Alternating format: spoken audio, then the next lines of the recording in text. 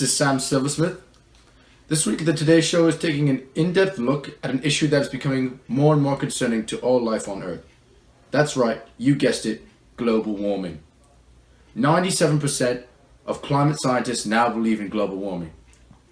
With me, I have Nobel Prize-winning scientist Dino Papalia, who has done years of extensive research on the subject. Dino? Thank you, Sam. Global warming is a very serious issue. The Earth's average temperature has increased by 1.6 degrees Fahrenheit in the past century. While this may not seem like a lot, it has already made devastating changes to our planet. Take a look. Polar ice caps are melting at an even faster rate than scientists expected.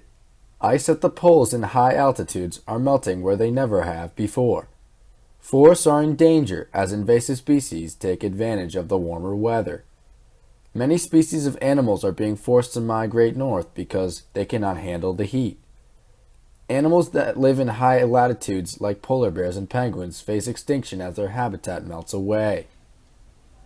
Wow, Dino, that's very depressing. It sure is, Sam, but it is a reality we are faced with and one that we need to come to terms with. Well, that's certainly a shocking truth. Well, Dino, how do these changes affect the human race? Great question, Sam. More than 1 billion people on Earth live on the coast. With the huge amount of ice melting into the ocean, sea level is rising at a high rate. It has already risen 8 inches since 1880.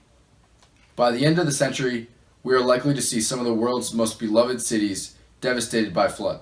For example, Boston, New Orleans, and New York City. Hurricanes draw more energy from warm water. As the average temperature increases, hurricanes get harsher.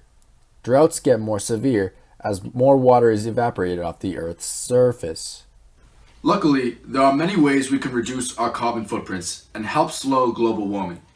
Earlier this week, I interviewed a JMU student on how he was trying to reduce his own contribution to global warming. I have with me JMU student Will Jordan. Will, how do you try to reduce your carbon footprint on a daily basis? Well, Sam, I try to carpool whenever I can to save myself a car trip. Sometimes I bike or take the bus when I can't get a ride. And when I do drive, I make sure to drive the speed limit to reduce my carbon dioxide emissions. I also use fluorescent light bulbs, which use less than 2/3 the energy that incandescent lights use. All of my appliances are approved by Energy Star, and I make sure to unplug all of my electronics when I'm not using them. Wow, truly commendable. Thank you for your service, and please continue the good work. Well, folks, there you have it. Global warming is real.